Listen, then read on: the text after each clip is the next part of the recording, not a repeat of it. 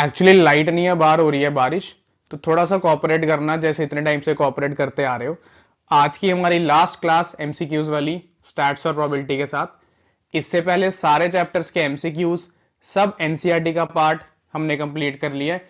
Link description box में डाल दिया गया है। तो नमस्कार दोस्तों, क्या हाल चाल, स्वागत है आपका फिर से आपके और मेरे प्यारे चैनल मैथ कोर पर।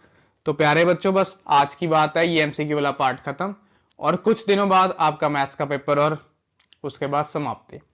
इसके बाद हम केस स्टडी का पार्ट पढ़ेंगे और लॉन्ग शॉर्ट क्वेश्चंस पढ़ेंगे। तो टाइम को ना वेस्ट करते हुए शुरू करने जा रहे हैं हम आज की क्लास। लाइट है नहीं है, बाकी भी डिवाइसेस ना बंद हो जाए, तो मैं चाहता हूं हम करते हैं अपना काम स्टार्ट।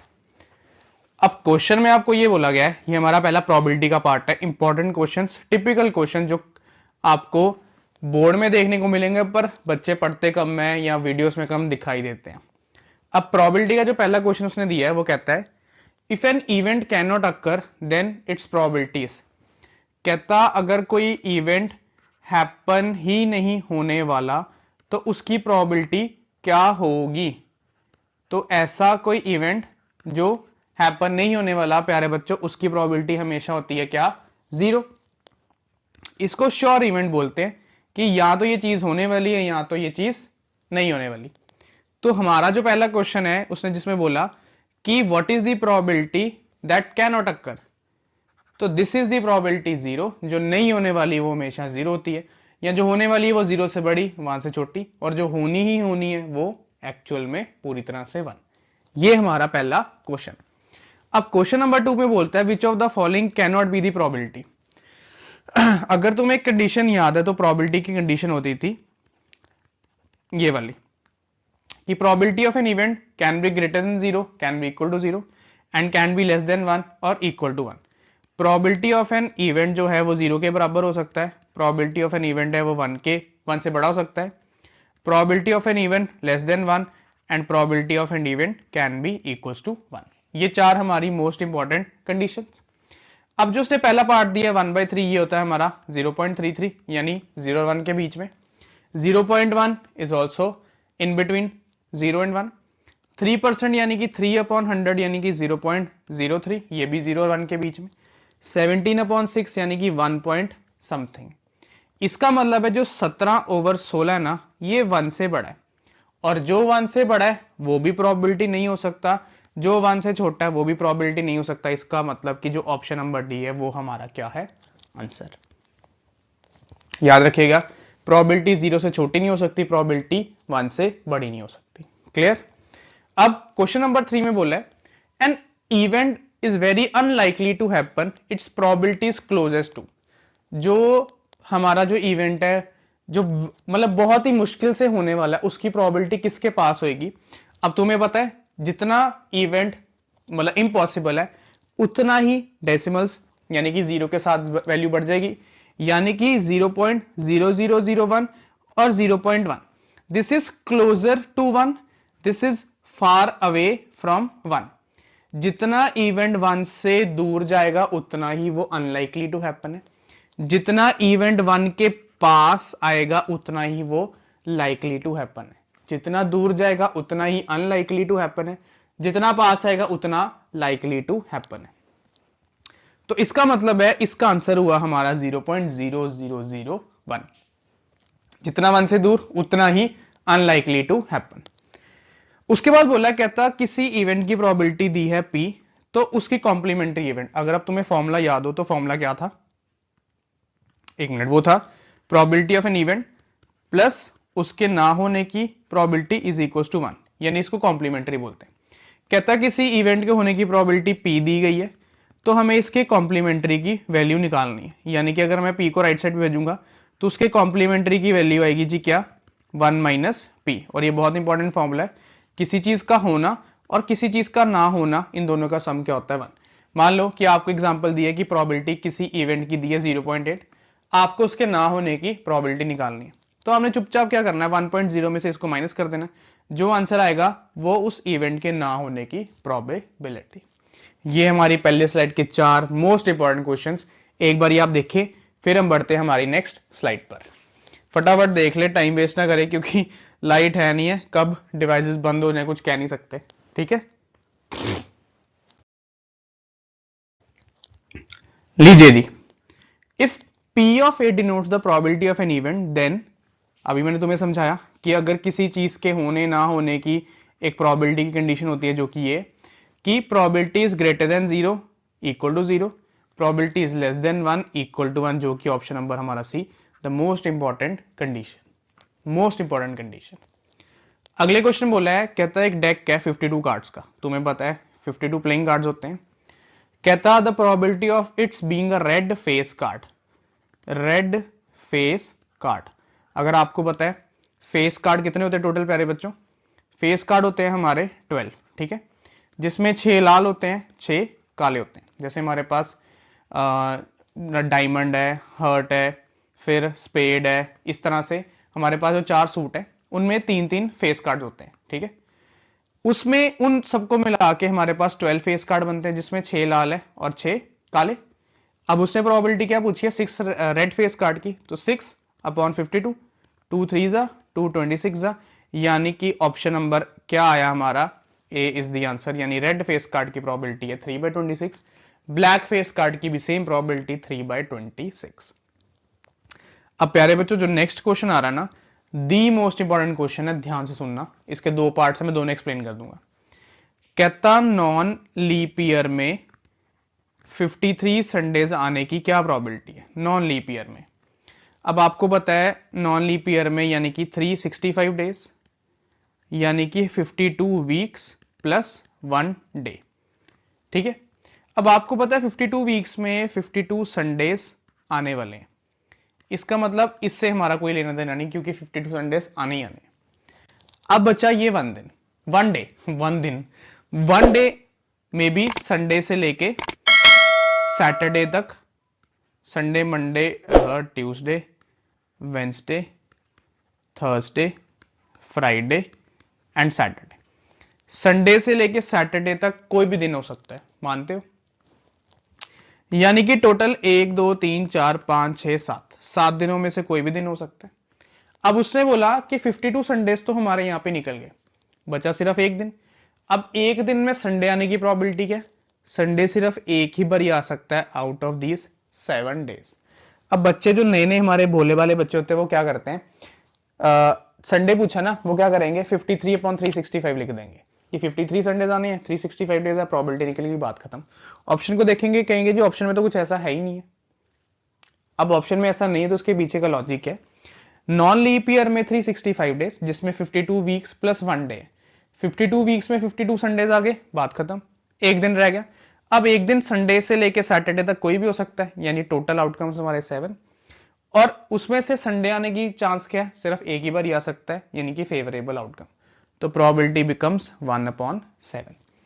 अब ये कंडीशन आती है हमारी लीप ईयर में भी। अब आपको पता है लीप ईयर में 366 डेज, यानी कि 52 वीक्स प्लस 2 डेज। अब आपको पता है 52 वीक्स में 52 संडेज आ गए, तो ये पार्ट खत्म। अब ये जो 2 डेज है उसमें संडे कैसे आएगा, मतलब टोटल 7 ही दिन होंगे, संडे कैसे आएगा, या तो वो आएगा संडे मंडे, या तो वो आएगा सैटरडे संडे, इस तरह से पेयर में आएगा। यानी कि संडे एक बार यहां आ सकता है मंडे के साथ, संडे एक बार यहां आ सकता है सैटरडे के साथ। इसका मतलब हुआ लीप ईयर में संडे आने की प्रोबेबिलिटी 2/7 है, और नॉन लीप ईयर में संडे आने की प्रोबेबिलिटी 1/7 है। ये तुम अपने दिमाग में बैठा लो, it is a trick. Non leap year में इट इज 1/7, लीप ईयर में it is 2/7 for every day, कोई भी डे ले लो। बहुत इंपॉर्टेंट क्वेश्चन है, इसको मिस नहीं करना, क्लियर। चलो बढ़ते हैं हमारे नेक्स्ट क्वेश्चन पे, जिसमें बोला गया एक डाइस फेंका, the probability of getting odd number less than 3। अब आपको पता है एक डाइस फेंकने पे 1 2 3 4 5 6 आउटकम्स आएंगे। उसने बोला ऑड नंबर 3 से छोटा, 3 से छोटा सिर्फ एक ही ऑड नंबर है, तो प्रोबेबिलिटी आएगी 1/6, यानी कि ए ऑप्शन। ये तो बड़ा ही प्यारा सा इजी सा क्वेश्चन था। और जो हमारा नॉन लीप ईयर वाला था वो 1/7, और अगर लीप ईयर आएगा तो जी 2/7। ये अपने दिमाग में भेजे में बिठा के रखना है। एक बार आप ये क्वेश्चंस देख लें, फिर हम चलते हैं अगली स्लाइड पे। और रात के हो रहे हैं जी कितने, 10:05। ये लो देख सकते हो 10:05 हो रहे हैं, ठीक है।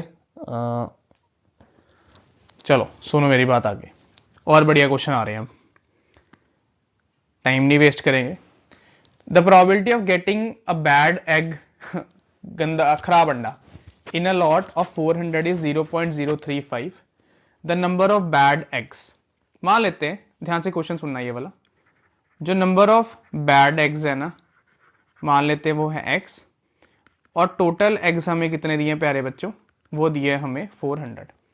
तो ये आ गया प्रोबेबिलिटी ऑफ बैड एग्स, जो कि हमें दी है कितनी, 0.035। क्लियर। अब बैड एक्स की प्रोबेबिलिटी हम भी निकालेंगे। बैड एक्स कितने थे, x, और टोटल एक्स कितने हैं 400। ये हमारा फेवरेबल आउटकम, ये हमारा total outcome is equal to 0.035। Decimal किया ओपन, नीचे आया 1 0 0, 3 जीरोस आ गए, 2 जीरो से 2 जीरोस कट गए, 5 2 जा, 5 7 जा, 2 1 जा, 2 2 जा, क्रॉस मल्टीप्लाई के 7 गया, 2 गया 7 के पास, तो आंसर आया 14। यानी कि उसमें जो बैड एग्स हैं दैट आर 14 ओनली। कुछ नहीं करा, नंबर ऑफ बैड एग्स को मैंने x ले लिया, टोटल x 400 गिवन थे, मैंने प्रोबेबिलिटी निकाली बैड एक्स की, यानी कि फेवरेबल जो कि x थे, अपॉन टोटल जो कि 400 थे, इक्वल टू 0.035 जो कि उन्होंने दिए हुए थे। डेसिमल खोला, कटिंग करी, जो नंबर ऑफ बैड एग्स आए वो कितने हैं जी हमारे, only and only 14। Only and only कितने आए प्यारे बच्चों, ओनली एंड ओनली 14। अब जो नेक्स्ट क्वेश्चन है ना, वो भी इसी तरह का क्वेश्चन है, ध्यान से सुनना। नेक्स्ट क्वेश्चन में बोला गया, a girl calculates that the probability of her winning the first prize in a lottery is 0.08. If total 6000 tickets are sold, how many tickets she has bought? मान लेते हैं tickets she bought is x। अब उसने बोला उसके जीतने की probability है 0.08, तो हम भी विन की प्रोबेबिलिटी निकाल लेते हैं, जो कि उन्होंने दी हुई है 0.08। हमारे विन की प्रोबेबिलिटी कितनी आई, जितनी हमने टिकट्स खरीदी अपॉन जितनी टिकट्स टोटल बेची गई, is equal to 0.08। Again decimal removed, 2 zeros cut गए, तो ये बचा 60 एंड 8, 60 को कर दिया 8 से मल्टीप्लाई, तो 8 मल्टीप्लाई बाय 60 कितना होता है प्यारे बच्चों, 480। यानी कि उसने 480 टिकट्स खरीद दी है आउट ऑफ 600, और जिसमें से उसके जीतने की प्रोबेबिलिटी कितनी है जी, 0.08, सिमिलर टू जो पहला क्वेश्चन करा है उसके जैसा। क्लियर, ठीक है जी। चलो बढ़ते हैं हमारे नेक्स्ट क्वेश्चन पर। ये आया हमारा कितना, 480 आंसर। अब क्वेश्चन में बोला गया है, 1 ticket is drawn at random from a bag containing tickets numbered from 1 to 40। 1 से लेके 40 तक क्या करा है हमने, टिकट्स किसी बैग में डाली है इस तरह से, ठीक है जी, सॉरी 31 से लेके 40। उसने बोला क्या प्रोबेबिलिटी है कि वो 5 का मल्टीपल आएगा। अब 5 का मल्टीपल यानी कि 5 के टेबल में, इसमें 5 के टेबल में आता है 5 और 10, इसमें आएगा कितना 15 और 20, इसमें आएगा 25 और 30, इसमें आएगा 35 और 40। यानी कि 8 ऐसे नंबर है जो 5 के टेबल में आते हैं, आउट ऑफ कितने, 8 ऐसे नंबर जो 5 के टेबल में आते हैं, आउट ऑफ कितने प्यारे बच्चों, 40 नंबर्स। 1 से लेके 40 तक टोटल 40 नंबर, जिसमें 5 के जो मल्टीपल हैं वो 8 टाइम्स आते हैं। कटिंग करी, 8 1 जा 8 5 जा, तो आंसर आ गया जी 1/5। बहुत ही चिंदी सा क्वेश्चन था ये कि एक बैग में 1 से लेके 40 तक टिकट्स डाली गई हैं, जिसमें कि 5 के मल्टीपल की प्रोबेबिलिटी ढूंढनी है। तो 5 के टेबल में जितने नंबर आ रहे थे वो 8 आ रहे थे, 40 तक का टेबल था, और टोटल नंबर 40 थे, तो 8/40 यानी कट करके 1/5। जो नेक्स्ट क्वेश्चन है ना, someone is asked to take a number from 1 to 100, the probability that is a prime number. अब टोटल नंबर तो 100 है, 1 से लेके 100 में कितने प्राइम नंबर होते हैं वो आपने ढूंढ के ये आंसर खुद से देना, ये आपके लिए टास्क है। अब मेरे कई प्यारे बच्चे पूछेंगे जी प्राइम नंबर बता दो पहले, तो क्या होते हैं प्राइम नंबर? वो नंबर होते हैं जिनके सिर्फ और सिर्फ 2 ही फैक्टर्स होते हैं, एक 1 और एक वो खुद।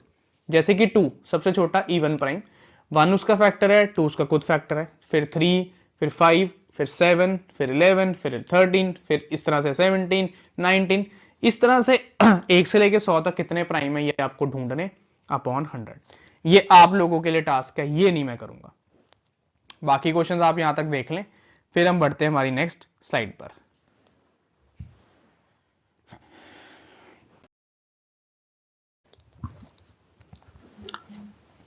लीजिए जी, आगे बढ़िया क्वेश्चन आ गया अब स्टैटिस्टिक्स के। अब स्टैटिस्टिक्स में ये सिंपल सिंपल चीजें, ध्यान से मेरी बात सुनना। डाटा दिया हुआ है 1 2 3 4 5, ऑड नंबर का डाटा है। कहता सम निकालना है लोअर लिमिट्स का मीडियन क्लास और मॉडल क्लास, यानी मीडियन क्लास का भी लोअर लिमिट चाहिए और मॉडल क्लास का भी लोअर लिमिट चाहिए, और फिर दोनों को ऐड करना है। अब इन तरह के क्वेश्चन में ना बच्चे जनरली कंफ्यूज हो जाते हैं कि यार ये सॉल्व करके निकाल लें या डायरेक्टली निकालें। अब डायरेक्टली कैसे श्योर शॉर्ट आंसर चाहिए, उसके लिए आपको मैथ कोर पे आना पड़ेगा। सुनिए, अब मीडियन हमारा क्या होता है, मिड वैल्यू, ठीक है। मिड वैल्यू यानी कि 12, यानी कि जो मीडियन है ना वो 10 से 15 के बीच में लाई करेगा। यानी मिड वैल्यू के सामने जो ये क्लास इंटरवल होती है इसको बोलते हैं मीडियन क्लास। और मीडियन क्लास की लोअर लिमिट कितनी है जी, 10। यहां से मीडियन क्लास की लोअर लिमिट मिल गई। हमारा मोड जो होता है वो होता है हाईएस्ट रेपिटेटिव टर्म। जितनी टर्म ज्यादा रिपीट होगी वो हमारा मोड होगा, और इसमें सबसे ज्यादा टर्म रिपीट हो रही है कौन सी, 20। 20 के सामने ये वाली क्लास होती है जी मॉडल क्लास। ये कौन सी क्लास हुई हमारी, मॉडल क्लास, ठीक है। अब ये मॉडल क्लास है तो इसकी लोअर लिमिट कितनी हुई, 15, तो ये आ गया 15, और 10 और 15 को ऐड करके आंसर है 25। सिंपल सा आंसर बी पार्ट। कई बच्चे कंफ्यूज हो जाते हैं कि कहते हैं जी सॉल्व करें, मीडियन भी सॉल्व करें, मोड भी सॉल्व करें, फिर लोअर लिमिट निकाले। ऐसा कुछ नहीं है। ऑड क्लास है, इसका मतलब क्या हुआ कि मीडियन तो हमारा मिडल वैल्यू से निकलेगा, मोड हमारा हाईएस्ट रेपिटेटिव टर्म से। यहाँ पे मीडियन मिड वैल्यू 12 थी, दो इधर दो इधर, तो इसके सामने वाली क्लास हुई मीडियन क्लास, और ये हाईएस्ट रेपिटेटिव टर्म थी तो इसके सामने वाली क्लास हुई हमारी मॉडल क्लास। सेम क्वेश्चन आ रहा नीचे, डाटा दिया हुआ है, कहता मीडियन क्लास की अपर लिमिट बताओ। अब मीडियन क्लास यानी कि ये हमारी मिड है, ये मिड, तो ये हमारी क्या हुई प्यारे बच्चों, ये क्या हुई, ये हुई जी हमारी मीडियन क्लास। अब यहां पे इसने एक धोखा दे दिया, इसने डाटा कंटिन्यूस ने दिया हुआ 0 से 5, 6 से 11, 12 से 17। जब डाटा कंटिन्यूस ना हो तो लोअर लिमिट में 0.5 करते हैं माइनस, अपर लिमिट में 0.5 करते हैं प्लस। तो 12 में से, अच्छा अपर लिमिट पूछिए ना, तो फिर 17 में 0.5 ऐड किया तो आंसर आया 17.5, यानी कि B option. Data was not continuous, सिर्फ आपको डाटा कंटिन्यूस करना था। अपर लिमिट में 0.5 ऐड करके, तो 17 है हमारी अपर लिमिट, 0.5 ऐड करा तो आंसर आया जी 17.5। इतना सा काम, इसमें फुल सॉल्यूशन सॉल्व करने की जरूरत नहीं है। ठीक है जी, एक बार आप देख लो, फिर हम बढ़ते हैं हमारी नेक्स्ट स्लाइड पे। सिंपल सिंपल काम चल रहा है, चलो।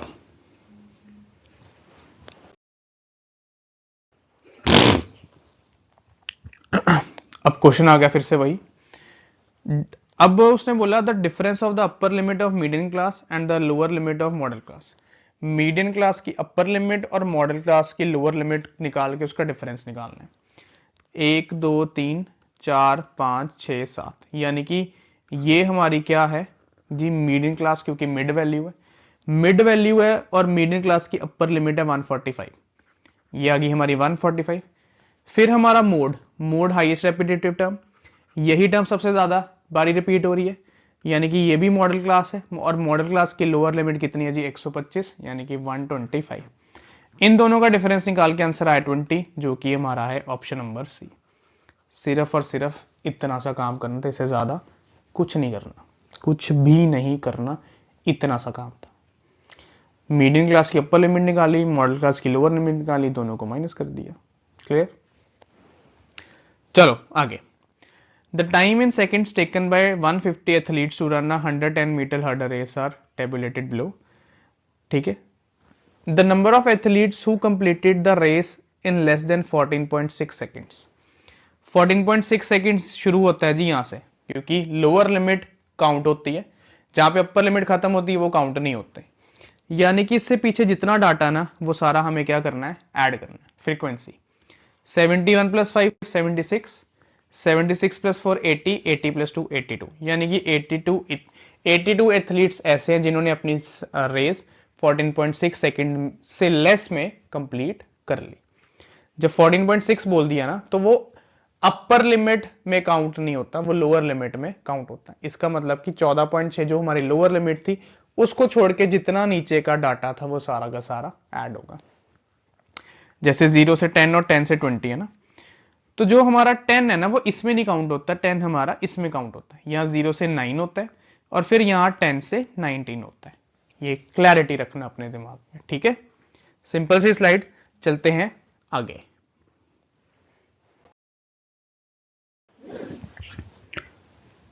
चलो जी सुनो मेरी बात, मे बी ये लास्ट क्वेश्चन हो इसका, अगर तो आगे नहीं हुआ तो यहाँ अब तक खत्म हमारा एमसीक्यू का पार्ट समाप्त। इसी में एमसीक्यूज देखने को मिल जाएंगे फाइनल्स में।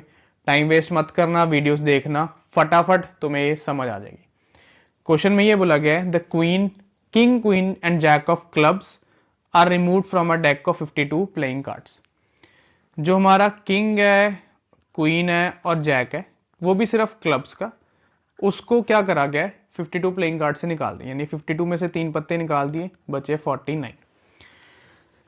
कहता जी उसके बाद now one card is drawn at random from the remaining cards, determine the probability that the card is heart। क्या प्रोबेबिलिटी है वो जो कार्ड है वो दिलों का राजा है, जैसे दिलों का शूटर वैसे दिलों का राजा। अब टोटल कार्ड्स 49 थे, हमने हार्ट इसमें से कोई भी नहीं निकाला। इसका मतलब है जो हमारे हार्ट हैं वो कितने होते हैं जी, हार्ट के पत्ते होते हैं जी हमारे 13। तो प्रोबेबिलिटी आ गई जी 13/49। क्योंकि क्लब्स की बात होती तो 3 पत्ते निकाले गए थे, तो बार मतलब जो 13 में से 3 पत्ते गए तो वहां 10 आता। हार्ट के हमारे पास 13 ही होते हैं, डायमंड के, क्लब के और स्पेड के। तो पहली प्रोबेबिलिटी तो आ गई 13/49। अब ये कट नहीं होगा तो इसको यहीं पे छोड़ देंगे। सेकेंड पार्ट में उसने पूछा है प्रोबेबिलिटी ऑफ अ किंग। अब बचे हुए कार्ड्स 49 थे, उसने बोला किंग की प्रोबेबिलिटी। किंग होते हैं हमारे पास कितने, 4, जैक का, क्लब का, स्पेड का और क्लब का, स्पेड का, डायमंड का और हार्ट का। क्योंकि क्लब का एक किंग निकाल चुके हैं तो बचे किंग 3, तो आंसर आया 3/49। क्लियर। ये 2 पार्ट बहुत ही सिंपल हमारा काम। अब क्वेश्चन नंबर जो इसके नीचे पूछा गया ना वो 28 से लिंक्ड है। कहता क्वेश्चन नंबर 28 को रेफर करते हुए ये बताना है क्या प्रोबेबिलिटी है कि जो कार्ड है वो एक क्लब है। अब टोटल कार्ड्स हमारे फिर भी 49 ही रहे, क्लब हमारे 3 पत्ते निकल गए, यानी 13 में से 3 पत्ते गए तो आंसर आया 10, यानी कि 10/49। और फोर्थ पार्ट में पूछा है 10 ऑफ हार्ट्स, 10 दिलों का। अब दिलों के पत्तों में 10 एक ही बार ही आता है तो प्रोबेबिलिटी आई 1/49।